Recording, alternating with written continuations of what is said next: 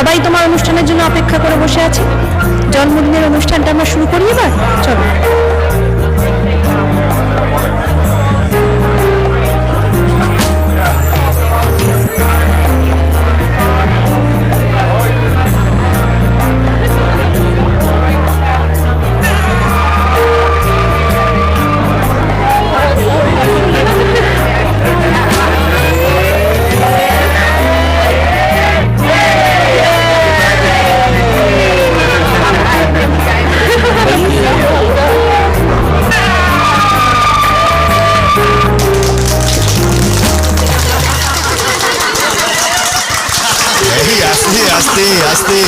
দিব্যজ্যোতি, তোমার এই শুভ জন্মদিনে আমাদের সবার পক্ষ থেকে জানাই আন্তরিক প্রীতি ও শুভেচ্ছা। তোমার মধ্যে যেন তোমার নামের সার্থকতা ফুটে ওঠে, ঈশ্বরের কাছে এটাই আমাদের প্রার্থনা। ঠিক আছে ঠিক আছে স্যার, আজকের দিনে শুধু প্রীতি ও শুভেচ্ছা দিলে হবে না, আমার আরো কিছু চাই। বলো বলো, তোমার কি চাই? আজ তুমি যা চাইবে আমি তাই দেব। বলো, চকলেট না চিপস, কোনটা নেবে? আমার ওসব কিছু চাই না। আহা, তবে কি চাই সেটা বলো। স্যার, আপনাকে একটা গান শোনাতে হবে। হ্যাঁ, গান? আরে না না না, আজ না। তাছাড়া গানের ক্লাসে তো আমি রোজই তোমাদের গান শুনিয়ে থাকি। না স্যার, না স্যার, না স্যার, আজ আপনাকে একটা গান শোনাতেই হবে। চলুন স্যার, চলুন স্যার। ঠিক আছে ঠিক আছে, আমি তোমাদের গান শোনাবো, কিন্তু আমার একটা শর্ত আছে। হ্যাঁ, শর্তটা হলো, দিব্যজ্যোতি, আজ একটা গান তোমাকেও কিন্তু শোনাতে হবে। আমি রাজি স্যার, কিন্তু আগে আপনাকে গাইতে হবে। ঠিক আছে ঠিক আছে, আমি আগে গাইবো, কিন্তু আমি একা গাইবো না, আমার সঙ্গে তোমাদেরও গাইতে হবে।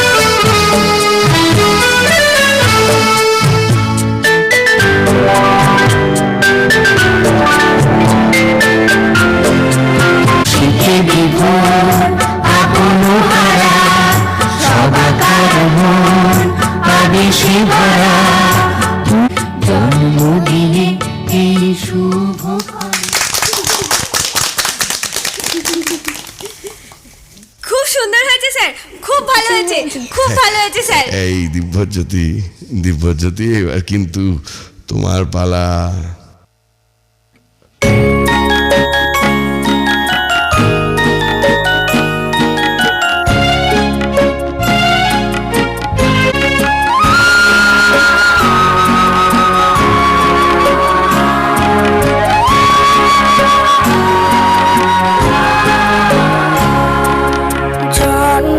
জন্মতিথিতে নূতনের স্রোতে নূতনের আলো যেন পাই। জন্মতিথিতে নূতনের স্রোতে নূতনের আলো যেন পাই। ছন্দময়ের ছান্দসিকতা নবভাবে ভরে নিতে চাই। ছন্দময়ের ছান্দসিকতা নব। বাহ বাহ, খুব সুন্দর। সুন্দর হয়েছে। বাহ, দারুণ দারুণ। শাবাশ বেটা, খুব সুন্দর খুব সুন্দর। সাধু সাধু। আর একটু দাঁড়াও না মা, দেখো দেখো জন্মদিনে কত খেলনা পেয়েছি। খুব ভালো, কিন্তু এখন ঘুমাবি চল, কাল সকালে তোকে স্কুলে যেতে হবে না? সকালবেলা তো আবার ঘুম থেকে উঠতে গেলে বায়না ধরিস। মা কাল তো আমার স্কুল নেই। স্কুল নেই মানে? মা তুমি ভুলে গেছো, কাল আমাদের স্কুলের অ্যানুয়াল কালচারাল প্রোগ্রাম। ও হ্যাঁ হ্যাঁ হ্যাঁ হ্যাঁ, ঠিক বলেছিস, কিন্তু সকাল 10টায় তোকে তো নাটকের স্টেজ রিহার্সালে যেতে হবে। বাবা ঘুমিয়ে পড়বি চল। তোর জন্মদিনকে নিয়ে আজ সারাদিন আমার উপর অনেক ধকল গেছে খোকা, আমার ভীষণ ঘুম পাচ্ছে। মা দেখেছ জানলা দিয়ে কি সুন্দর একটা গন্ধ ভেসে আসছে। ঠিক বলেছিস, এটা আমাদের বাগানের শিউলি ফুলের গন্ধ। শিউলি ফুল রাতে ফোটে, তাই রাতেই গন্ধ ছড়ায়। ও যে রাত জাগা ফুল, আর অন্য ফুলেরা দিনে জাগে আর রাতে ঘুমায়।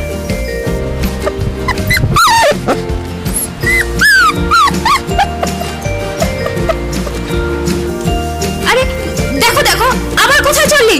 তোকে নিয়ে তো আর পারি নে খোকা। মা মা দেখো দেখো কুকুরছানাগুলো কেমন মায়ের বুকে মাথা রেখে ঘুমাচ্ছে। তুইও চল বাবা, আমার কোলে মাথা রেখে ঘুমাবি।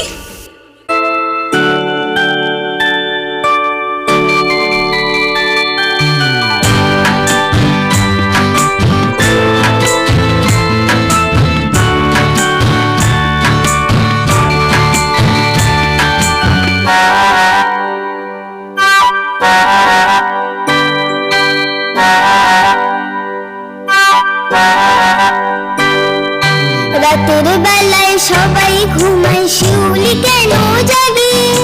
বলতে হবে মা গো আমায়, বলতে হবে আগে। রাতের বেলায় সবাই ঘুমায়, শিউলি কেন জাগে? বলতে হবে মা গো আমায়, বলতে হবে আগে।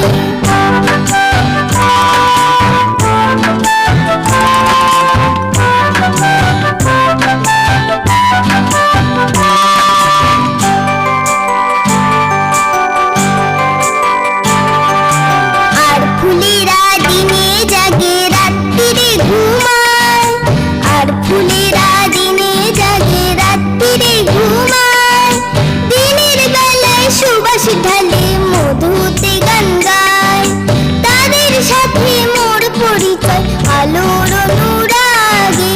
বলতে হবে মা গো আমায়, বলতে হবে আগে।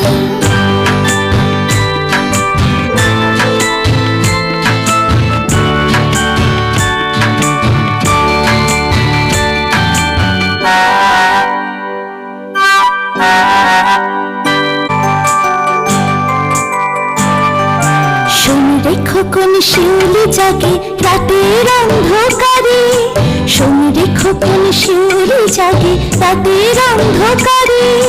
দেবীর আলোয় না চাপে মাটিতে যায় পড়ে, রাতের শেষে শিউলি ঝরে হলে পড়ে ভোর। রাতের শেষে শিউলি ঝরে হলে পড়ে ভোর।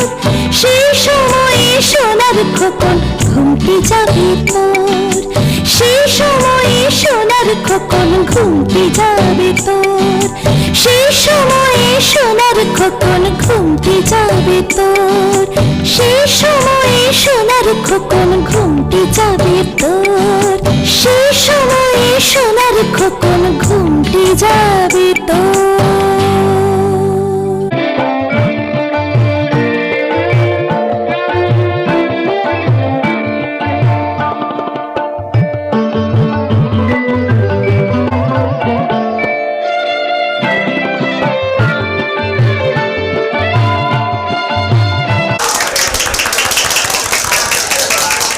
আমাদের স্কুলের বাৎসরিক সাংস্কৃতিক অনুষ্ঠানের সর্বশেষ আকর্ষণ এবার নাটক 7 ভাই চম্পা এক বোন পারুল। তার আগে আপনারা দেখবেন একটি ছোট্ট নৃত্য। অংশগ্রহণে আমাদের স্কুলের ছাত্র ছাত্রীরা।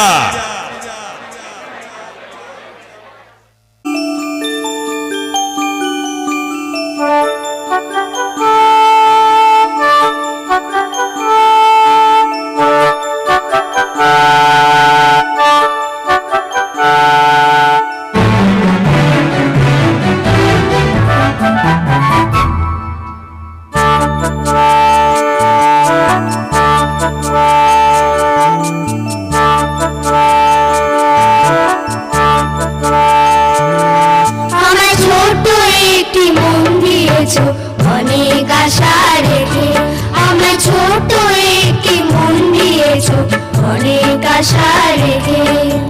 ডাকছো আমায় তারায় তারায় মেঘে ফাঁকে ফাঁকে, ডাকছো আমায় তারায় তারায় মেঘের ফাঁকে ফাঁকে, আমার ছোট একটি মন দিয়েছো অনেক আশা রেখে, আমার ছোট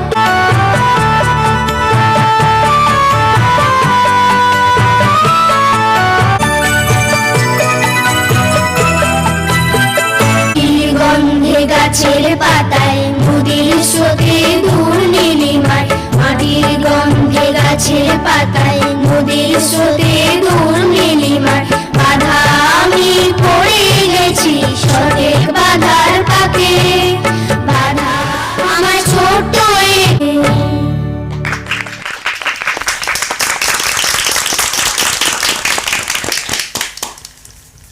শুরু হচ্ছে নাটক সাত ভাই চম্পা এক বোন পারুল।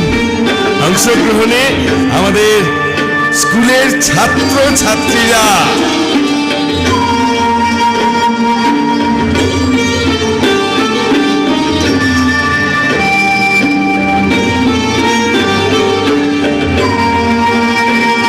অজয়গড়ের রাজা বিক্রমজিতের রাজত্বে প্রজারা মনের সুখে দিন কাটাচ্ছে।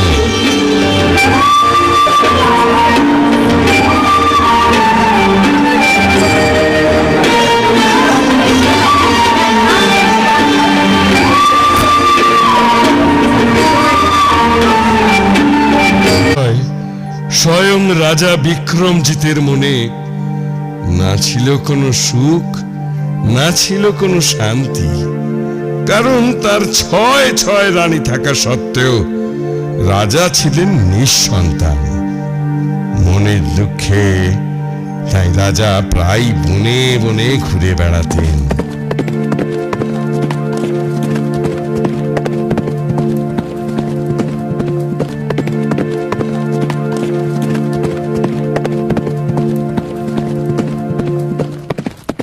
হঠাৎ একদিন সৌম্য শান্ত এক সন্ন্যাসীর সঙ্গে রাজার দেখা হয়। সন্ন্যাসীকে দেখে রাজা তাকে ভক্তি ভরে প্রণাম করেন। সন্ন্যাসী ধ্যান যোগে রাজার দুঃখের কথা জেনে তিনি রাজাকে বললেন, তুমি এই পথ ধরে সোনাদিঘির ঘাটে যাও, সেখানে যে রমণীর সঙ্গে তোমার প্রথম দেখা হবে তাকে বিয়ে করলেই তুমি সন্তানের মুখ দেখবে। যথা আজ্ঞা মনিবর।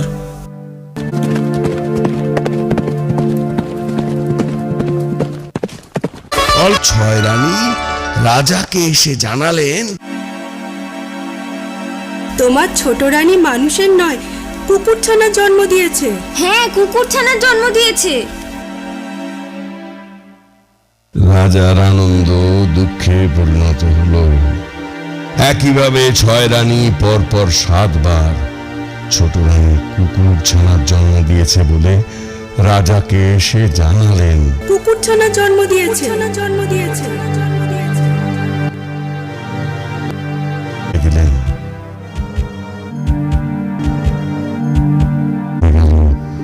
বহু বছর একদিন হঠাৎ অজয়গড় রাজ্যে এলেন রূপনগর রাজ্যের রাজপুত্র অলোকনাথ।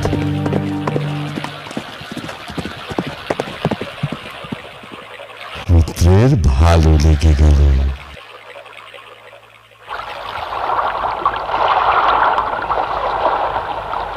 রাজপুত্র বাবুলকে একটা জাদু আয়না উপহার দিয়ে বলল, তুমি এই জাদু আয়নার মধ্যে যখন যাকে দেখতে চাও তখন তাকেই দেখতে পাবে।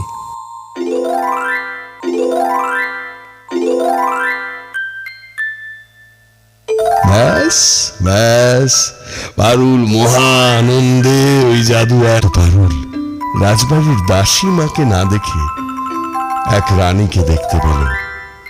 সে রাজরানী জঙ্গলের কুটিরে বসে সন্তানের শোকে কাঁদছে।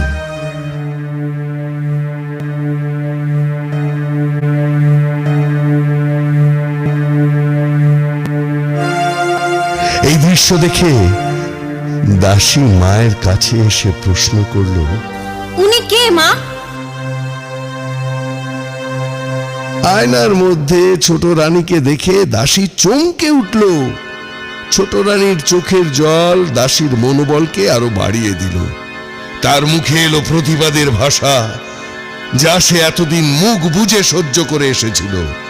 দাসী চোখের জল ফেলতে ফেলতে পারুলকে বলল, মা, মা পারুল, আমি তোর মা নই। তুই রাজা বিক্রমজিতের কন্যা পারুল। আর এই আয়নায় তুই যার ছবি দেখছিস, তিনি হলেন এই রাজবাড়ির ছোট রানী, তোর মা। আমি ছিলাম তোর মায়ের দাসী। রাজার বাকি 6 রানীরা তোর 7 ভাইকে রাজবাড়ির বাগানে পুঁতে রেখেছে, আর রাজাকে বারবার দেখিয়েছে কুকুরের ছানা। তোর 7ম ভাইয়ের জন্মের কিছুক্ষণ পরে যেহেতু তোর জন্ম হয়, তাই রানীরা তো জন্মের হদিশ পায়নি। আমি আমি লুকিয়ে তোকে নিয়ে পালিয়ে এসেছিলাম, তা না হলে আজ তুইও হয়তো বেঁচে থাকতিস না রে। এখন তুই বড় হয়েছিস, দুঃখিনী মায়ের দুঃখ ঘোচানোই এখন তোর সবচেয়ে বড় কাজ, তোর সবচেয়ে বড় দায়িত্ব।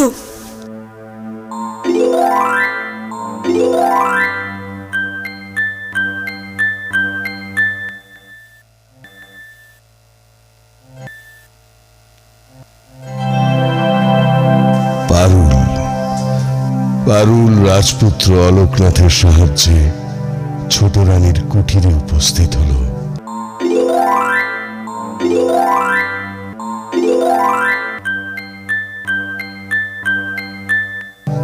পারুলের পরিচয় জানতে পেরে রানী আনন্দে আত্মহারা।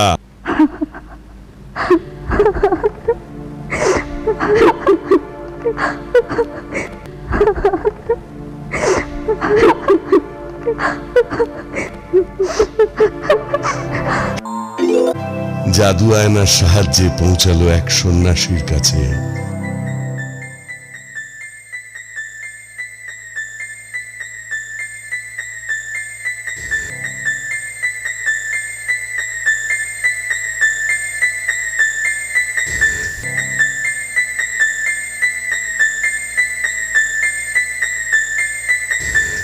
ধ্যান যোগে সন্ন্যাসী পারুলের মনের ব্যথা জানতে পেরে বললেন, তুমি যদি তোমার মাকে বনবাস থেকে মুক্ত করে রাজার কাছে ফিরিয়ে নিয়ে যেতে পারো, তবেই আমি তোমার 7 ভাইকে মায়াজাল থেকে মুক্ত করে ফিরিয়ে দেব।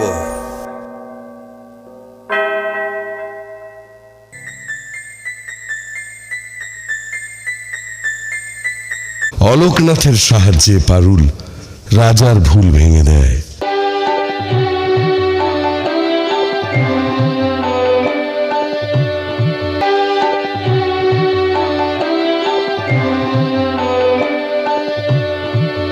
আর রাজা নিজের ভুল স্বীকার করে ছোট রানীকে পুনরায় রাজপ্রাসাদে ফিরিয়ে আনেন।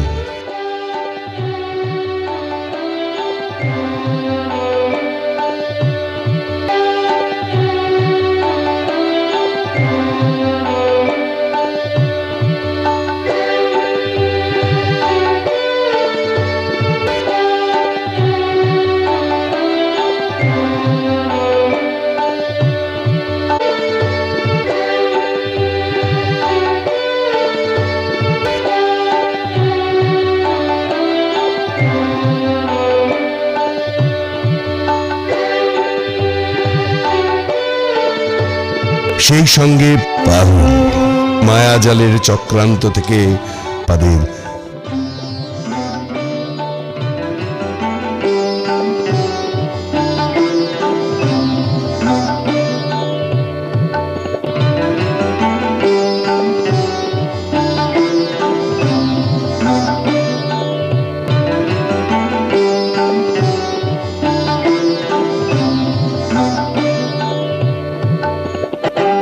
অজয়গড়ের রাজপ্রাসাদ আনন্দে মুখরিত হয়ে ওঠে।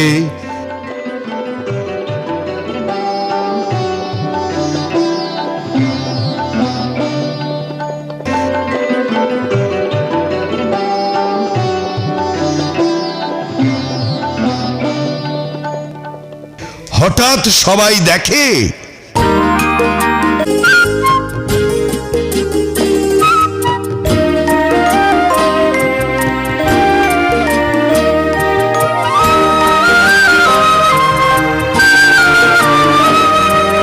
রাজার কুমার পক্ষীরাজে আকাশ পথে কোথায় গেল? রাজার কুমার পক্ষীরাজে আকাশ কোথায় গেল?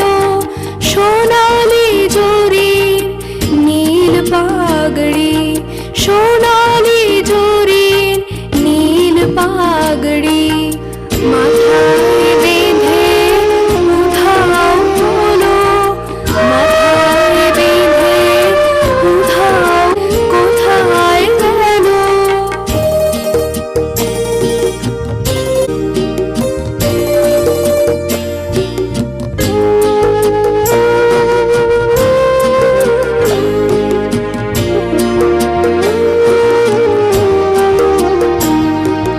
সাত চাপা ভাই ছুটে এসে বলে, মোরের বনটি কোথায় গেল? মোরের বনটি কোথায় গেল? পারুল বনটি কোথায় গেল? পারুল বনটি কোথায় গেল?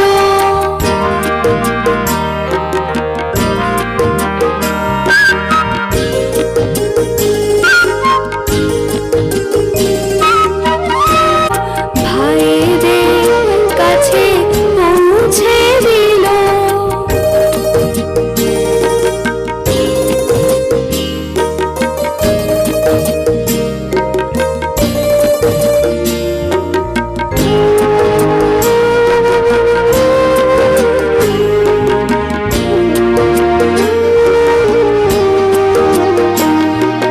সাত চাপা ভাই সাতটি আসনে, সাত চাপা ভাই সাতটি আসনে, সাতটি থালায় খেতে বসিল, সাতটি থালায় খেতে বসিল।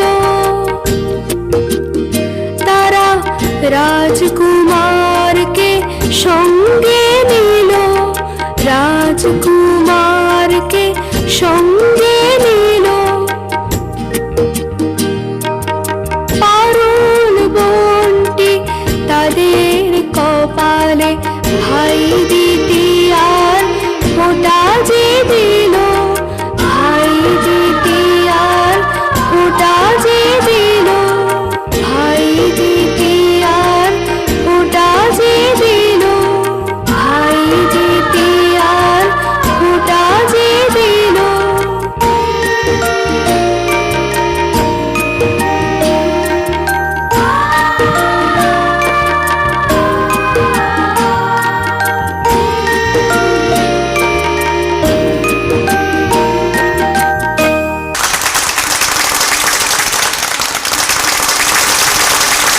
কত বছর কেটে গেছে, আমাদের সেই ছোট্ট দিব্যজ্যোতি আজ কত বড় হয়েছে। সরকারি স্কলারশিপ নিয়ে আমেরিকায় পড়তে যায়, আর আজ সে আমেরিকার হার্ভার্ড ইউনিভার্সিটিতে প্রফেসরি করছে। শুধু কি প্রফেসরি করছে, ওর লেখা কয়েকটি বই আজ বিভিন্ন কলেজে ও ইউনিভার্সিটিতে পড়ানো হচ্ছে। আজ দিব্যজ্যোতি শুধু আমাদের গর্ব নয়, সে বাংলার গর্ব, ভারতবর্ষের গর্ব। কতদিন পরে ও বাড়িতে এলো, কিন্তু আমরা ওকে কাছে পেলাম না। ওর কি 1 মিনিট ঘরে থাকার জো আছে? আমাদের বুড়ো বুড়ির জন্য ওর কাছে সময় কোথায়? কখনো এডুকেশন মিনিস্টার, কখনো বা ইউনিভার্সিটির প্রিন্সিপাল গাড়ি পাঠিয়ে ওকে তুলে নিয়ে যাচ্ছে। এই প্রথমেই রয়েছে খোকার বক্তব্য, দেরি হলে শুনতে পাবো না। চলো চলো তাড়াতাড়ি তৈরি হয়ে নাও। ঠিক আছে ঠিক আছে, আমি 5 মিনিটের মধ্যে রেডি হয়ে আসছি।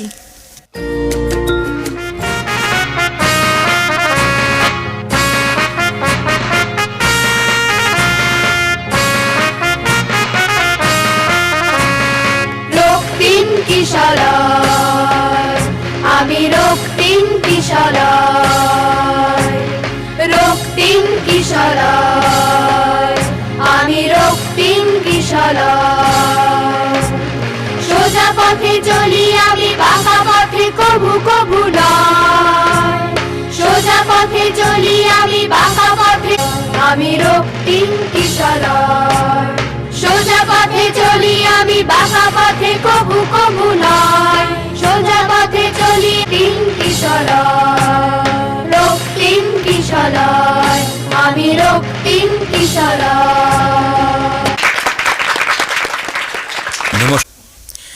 সেই সঙ্গে আমাদের মধ্যে উপস্থিত রয়েছেন আমাদের স্কুলের প্রাক্তন কৃতী ছাত্র, যাকে নিয়ে আমরা গর্ব করি, সেই ডক্টর দিব্যজ্যোতি মহাশয়।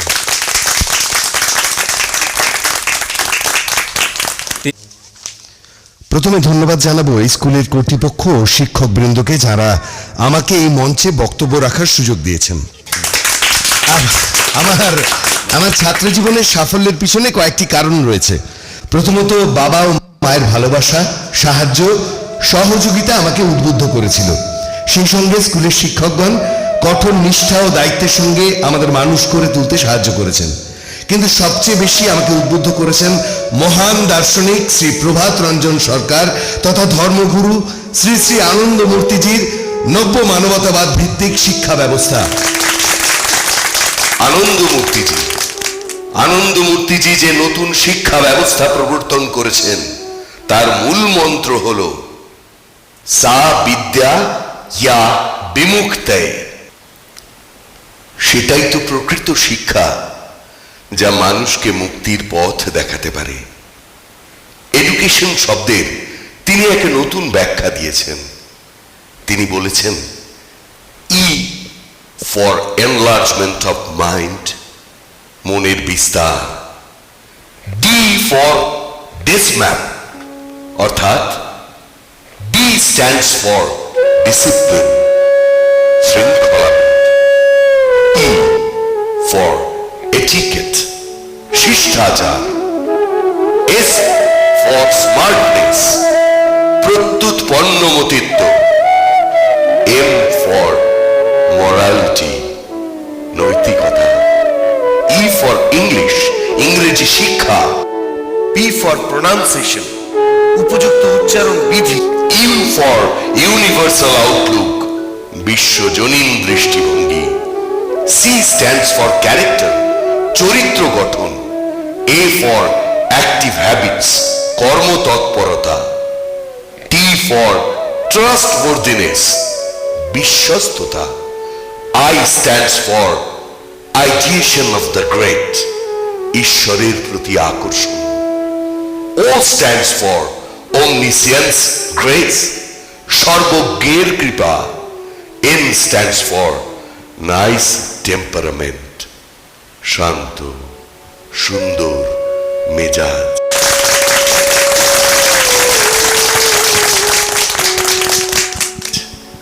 মান করতে হবে। আর এই গুণাবলীগুলো মানুষের মধ্যে এসে গেলে মানুষের নৈতিক মান, মনুষ্যত্ব, বিশ্ব ভ্রাতৃত্ব প্রভৃতির বিকাশ ঘটবে। সেদিন আমরা শোষণ মুক্ত এক মানব সমাজ করতে পারব। তাই আজকের এই মঞ্চে দাঁড়িয়ে সবাইকে অনুরোধ করব, আসুন আমরা মহান দার্শনিক শ্রী প্রভাত রঞ্জন সরকারের নব্য মানবতাবাদ ভিত্তিক শিক্ষা ব্যবস্থার প্রচারে ব্রতী হই। সবাই আমার সঙ্গে গলা মিলিয়ে গেয়ে উঠুন।